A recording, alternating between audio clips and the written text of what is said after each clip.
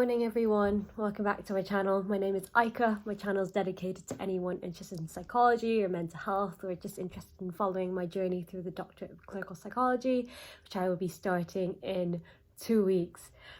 So today is another video on the doctorate applications. I think this might be the final dedicated video for the doctorate application. Great, so today we're going to be talking about applications and interviews. So I guess this one is the chronological finale of it all, which is just my top tips on the actual application, because I've only told you about the mistakes, and then also top tips on the interviews. I'm going to break it all down and give you, all that I can, given that I only have one experience of it. And then also going to explore some frequently asked questions that have been asked on my Instagram page and also on YouTube and LinkedIn as well, which is around issues of diversity, how to choose courses, and how do you know when you're ready. So the first section is applications. So the top most frequently asked question that I get in this section, and I'm sure loads of other people have been asked the same question, is what is reflection? How do we reflect? Reflection is literally thinking about your experiences, isn't it? Thinking about your experiences, how it's impacted you as a person, how it's impacted you as a potential future clinician. Really think about how your experiences have impacted you. So a lot of people also ask, how broad can you go, or how specific do you need to be in terms of the situation that has changed you? I'd say whatever feels right for you. So some people might want to just relay a very, very specific situation that's really anchored their belief or conviction, whereas other people might be a little bit more broad and want to reflect on the job as a whole. So for example, if you've been an assistant psychologist, what the job in general has taught you in terms of the themes. So it really depends, and it's really up to you what you'd like to do. I think I focus more on the broad themes that have come out, and I think that might be advised for the application, given that you do have very few spaces for, writing, but it's really up to you. Do we have to use a reflective model for your application? The ultimate thing is that no one reflects in the same way. Reflection is a very personal thing. This has been further supported by when I did a panel interview on Saturday. Literally everyone had a different way to reflect. 2 other trainee clinical psychologists that were interviewed alongside myself, we all reflected in a different way. I didn't use any model of reflection, whereas other people would find it more easy to orientate themselves using a reflective model like Gibbs' model or Rolf's model. I think model just helps you kind of think through each stage quite comprehensively. Reading is really important for reflectiveness as well, because it's really hard to kind of actually show how reflection looks like. So the best way is actually to either listen to someone else be reflective or have a read of reflective essays or things like that. So Surviving Clinical Psychology, really, really good book that has a lot of reflections, and that has helped me and other trainees as well prompt and have a kind of insight into how reflection kind of looks like. Trust me, I've been there as well. When people say, you got to be reflective, I'm like, what? Like, what does that even mean? But then you realize that being human being, you're naturally reflective. You're not the same person as you were last year because of this ability to reflect. So you just got to tap into that and be able to verbalize it in the most eloquent way. Next most frequently asked question in the application section is, how on earth do I start? So I get this question a lot, and it is very daunting because there's so many sections to fill in. It's probably, very exposing experience. A lot of us psychologists are very diligent and hardworking people who just want to do the best that they can. Fortunately, it means that, it becomes a very competitive space. So I think it's about stepping back a little bit and slowing down a little bit. So my top tip here around how do I start if you feel quite overwhelmed is to pretend that you are in a pub. It's honestly an advice that I actually stole from someone else who gave that advice, who probably stole it from someone else. But I find it quite funny and lighthearted, and I think it's like the best analogy for the ease that you need to be in order to succeed in your applications and also in your interviews. So what do I mean by pretend that you're in a pub? So I'm imagining myself, at least, I'm at the pub. I've had like a few beers. I don't really drink beer, but okay. It's like a really sunny, nice day, or maybe it's even at night and it's a bit cold. I'm with my friends, I'm really comfortable, and someone asks me, Aika, why do you want to be a clinical psychologist? Or they might ask, how do you find working in mental health? Like, what have you learned? So these kind of questions, and then the way I answer those questions, the authenticity and the ease and the confidence in that is like the sweet spot. That's where you want to be when you write your application. So you have to be very authentic, very, I guess, self-assured with what you want to say. And that's why the pub analogy works so well, because you got to back yourself. And I feel like what better place to think about backing yourself than in a pub? When I talked about this during my panel on Saturday, someone who was joining into the session as a listener, she wrote that even though I don't drink, this analogy works really well. This, I guess, prevents you from becoming too mechanical, or using your head a bit too much and overthinking what you should be saying. So the third section in the kind of application section that's most frequently asked is around the dissemination section. The dissemination section is quite anxiety-provoking for some people who haven't published. So they often ask me, you know, I've never published, and I can just see like this blank space that I can't fill, that other people will be able to fill. What should I do? You've disseminated more than you think. So it doesn't have to be a publication. Yes, it's fabulous if you've contributed to a publication or have been an author in a publication, that's fab. The section is publication/dissemination. So dissemination can range from literally, you know, publishing, literally disseminating, to like literally making psychoeducational material, and also anything in between. So if you've worked as an assistant psychologist, or you've worked as a research assistant and you've made any kind of presentation or psychoeducational material, or you've contributed to some form of auditing or research evaluation that you have shared to other clinicians or other professionals, you can put that in there, right? For example, I published a paper and I wrote, you know, quite a lot on that, but I've also included, after thinking about it, realizing that I've actually done a lot of audits and service evaluations during my assistant psychologist post, and I wrote about that a little bit as well. Another thing that's also really important is think about your dissertation. So if you've done a master's or a bachelor's and you've made a presentation on it and you've presented that to your colleagues or your classmates, that is dissemination. So yeah, don't worry too much about this and really have a think. You've probably done more than you think, and if you haven't, that just goes to show that, you know, in the future you might want to concentrate more on these aspects of the role in whatever role that you're in, so that when the application season comes around again, you'll be able to write something about it. Fourth and last section on the application section that's most frequently asked is, how much can I show myself? Self. How personal can it be, basically? If you're comfortable with a lot of self-disclosure, and don't just disclose for the sake of disclosing, obviously, disclose for the sake of showing that, you know, this has enhanced your ability to become a clinical psychologist. But whatever you're comfortable at, so whatever level you're comfortable at, and yes, it is a bit hard to decipher what level you're comfortable at, how much you do want to disclose. Would you feel like it would be quite anxiety-provoking to expose so much? So these are decisions that you make yourself. I cannot, from the end of this screen, be able to prescribe you what level of self-disclosure that you would want to provide. What I can tell you is what I put in my statement that's very self-disclosing. So I talked about in my other interest section that I ran a monthly club night called Object Relations, a psychodynamic theory in London. And then I also ran another kind of club May ball night in Cambridge called Psyche, also psychology themed. I guess I wanted to show that like I have a life outside of you know, all this doctorate jazz, and that, you know, I like to have fun and I like running stuff. I've also disclosed that, well, obviously Hong Kong Chinese.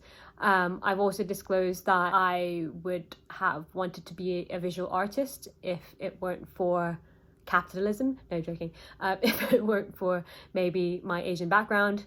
or, you know, the insecurities of a career in art. So that's huge self-disclosure there, because it's literally telling them like, hey, I'm only here because my first choice wasn't viable. In my supporting statement, I kind of just like talked about how privatization sucked for my development and also in general, and I hated it. And yeah, I hope that that kind of provides you with, like, I guess a sense of like how personal you could be. I'm not saying that this is like 100% why my application was successful. However, I want to just say that it is possible to disclose to that level, if that makes sense. Second section of this video is interviews. So in terms of interviews, I just want to preface to say that my interviews were 50 minutes long, and it was a mix of clinical and research. And I also had like a 30 or 1 hour long online exam that looked at, you know, my writing abilities. This varies a lot across the university, so I can only base this on my own experience of the interview. Other people that I've heard of have had screening tests. So a lot of universities have these like psychometric like screening tests that they do, like verbal reasoning or situational judgment tasks and things like that beforehand, and also maybe quantitative skills as well. They screen everyone and then they like interview afterwards. Where do you even start with preparing for your interviews?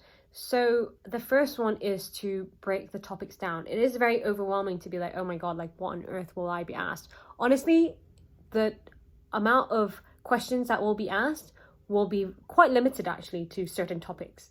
And also, you'll never know everything, so you can't be revising actual knowledge topics. You're revising and practicing thinking on the spot as well, so thinking out loud. And that's a huge skill that I also teach a lot of the Cambridge applicants that I tutor. There are only certain topics that will be covered, so it might be things like current issues, so socio-political issues. So for example, changes in the mental health structure or changes in the NHS that might affect the role of clinical psychologists, increase of IAPT and the current issues in IAPT or current movements in IAPT, changes in NHS funding, the impact on privatization, all these kind of current issues, things that we cannot detach ourselves from as clinical psychologists. We must embed it into our work and embed it into our understanding of the context of the NHS and where we fit into it. So ultimately, these questions would be focused on your awareness and engagement in current issues or current events. And the second bit is current research. So quite similar to current issues or current events. Current research just shows that you do engage with some form of research. So for example, if you might be quite interested in, you know, the movements of memory interventions that have been, you know, translated from rats onto humans to treat PTSD, something like that. Kind of new frontiers in clinical psychology. And again, you don't need to know everything. There's just so many things going on. But I think this section is just to show that you are engaged in research.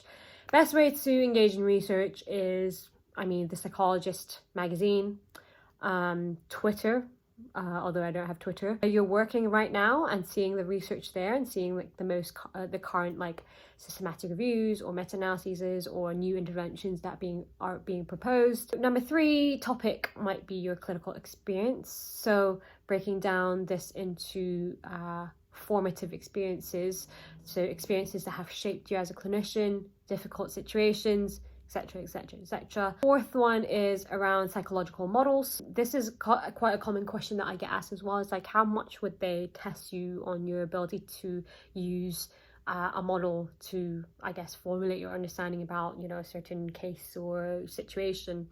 I would say they're not particularly strict with that, as long as you can use one. So the easiest one to practice on is CBT, because it's just like the most widely used and dominant one. Obviously, if you worked as an assistant psychologist or a PWP before, it is part of your work. It is part of clinical work to be able to utilize a theoretical orientation or a certain psychological model in your work whilst you're working.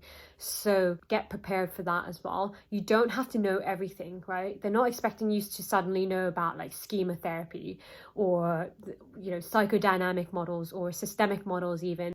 You also want to brush up on not psychological models exactly, but like psychological work and like the general like requirements of it. So one of the biggest ones is risk assessment and management. Think about scenarios, maybe even Google certain risky scenarios and see like how would you decide or what would you do in that situation. That just shows that you have some clinical experience on how to manage and assess risk. And in terms of finally in the interview section, how do you actually practice being interviewed? The best way is to find someone else who's a clinical psychologist or just someone who's in the field to actually give you a mock interview. If you don't have that opportunity, then record yourself asking common questions which are asked during clinical psychology interviews. There's a huge list on clinsci.org, and then record yourself answering these questions. I advise not to prepare it too much because obviously in the interview you won't be able to prepare in that way anyways. So actually what you're trying to also practice is thinking on the spot. Next section on the interview section is research. So some people have research component of the interview, so they might have a separate interview for just research. Other people, so for example me, it's integrated into the hour of the interview. So in terms of the research questions, I think clinical would be easy if you've reflected anyways and have written your application. Research gets people a bit nervous because of stats, and actually a lot of psychologists are quite scared of stats. So I just wanted to put it out there that research isn't just about statistics, right? So a lot of actual clinical psychologists aren't actually, they're okay at stats, but they have statisticians to help them with stats. So stats isn't the only component of research. There's loads of components of research that you have to think about as a psychologist or even as a psychology researcher. That goes from planning it, thinking about the hypothesis, thinking about the participants, intervention, control group, outcome, timescale, dissemination, ethics, blah, blah, blah, blah, all this kind of stuff. A good way to orientate yourself to the right things when you're nervous in an interview is to make an acronym. So the acronym that I use is the PCOT acronym. And also added a few more initials in there. So the PCOT acronym, the PCOT criteria is used for randomized controlled trials. I just used it because I found it, useful to structure my thoughts, because if someone gave me like a research vignette, honestly, I wouldn't know where to start. So an acronym like that helps me structure my thinking and also refresh on your psychology knowledge from your bachelor's degree on one or two tail hypotheses, quantitative and qualitative data, how to evaluate a study, different kinds of basic statistical tests, differences between different kinds of research methods, so lab studies, longitudinal research, cross-sectional, all this kind of jazz. And then also practice on vignettes. So Google some vignettes on designing research studies and just like write it down, how you would design something with an acronym that you've used. The final section is frequently asked questions outside of interviews or applications. So the first one is around diversity, which I have promised to address a little bit. I know that there are underrepresented groups that are outside the kind of BAME community. For example, gypsies or white working class people or mixed race people or even BAME people who don't see themselves as BAME. So a lot of the times maybe perhaps international students fall into this category. So I promised to address this a little bit of like, okay, in terms of diversity, how much should you be kind of enhancing this part of your identity in your application? From what I've gathered, I think a lot of the trainees of a BAME background have kind of, I feel like, had a, not consensus, but like, I guess the people on the panel at least, we've all kind of agreed that it's only as useful as whether it actually had an impact on your journey in clinical psychology. Has it changed the way you worked, or has it enhanced the way you work? Has it limited you in ways? If it has actually had a huge impact on the way you work or the convictions you have in your journey, then talk about it. If it hasn't, and you don't really think that it has had an impact on you, don't feel like you need to add it, basically. And in my application, I didn't really talk much about being Chinese, cultural differences of being Chinese, being born and raised as a Hong Kong Chinese, and all the kind of language differences and value differences as well, which I could go into, but I don't feel like it really impacted me whilst I was working in mental health. What did impact me, on the other hand, is my experience of moving to the UK by myself, 17 years old, and the resilience that I built through that. So in a sense that, yes, like it has been touched on, but in the same way, not in the way that people would initially imagine. So I just touch on how it like made me, feel more resilient than the average 23-year-old. If you feel like you can't really, nothing's really coming to mind in terms of that, then either you haven't really thought about it and actually things have impacted you more than you thought, and you have to maybe think about that a little bit more, or it actually genuinely just doesn't affect you. Perhaps you come from a very privileged background and you've never really experienced maybe like racism, or the feeling of being socially ostracized or isolated, or the culture shock and things like that, then that's just totally fine. Okay, so next is choosing unis. How do I choose a uni? I just wanted to preface this by saying that like I didn't choose my unis very scientifically. I literally just chose it because like I felt like I would want to be affiliated with these universities. Look at the alternative handbook, get a sense of, how it kind of feels like, what its concentrations are on, what the limitations are, and try to match that with your own preferences. Another really good way is just to cold message some trainees. They are more than willing to help, I promise. And just cold message them, ask them, how they feel about the course and whether this matches you. Another way is to use the alternative handbook to have a look at what kind of exams they have. So for example, I chose universities that specifically don't have screening tests because I find them a bit tedious. I just chose the ones that are very good, but also don't have screening tests. Final, most frequently asked question is, how do I know if I'm ready for clinical psychology? This is a complex question that I can't really address in like a minute. But number one, some people have said that you will know when you feel ready. So when you know that you feel ready, you're ready, right? But most of the time, people who ask this question aren't sure when they'll ever feel ready. That's why they ask the question. This might be actually caused by the fact that a lot of us in this field are perhaps quite like hard on ourselves, given how competitive it is. And we might never feel ready because we're so impressed by how good other people are in the field. So a lot of these kind of like underestimation of our own skills and abilities might mean that we'll never, ever feel ready. So I guess I fall into that category of like, I don't think I'll ever feel ready. There will always be a part of me that feels a little bit like an imposter, maybe like 20% or maybe 30%. But that is okay. That is something that you can kind of hold. You can, talk yourself into getting ready, I guess. And actually you're more ready than you think you are. So we've come to the end of my final video on the kind of doctor applications now. Really hope you enjoyed this series. Let me know if you have any pressing questions down below in the comment section. How you're doing with your application. I read all my comments and I reply to most of them as well. See you next week. Bye.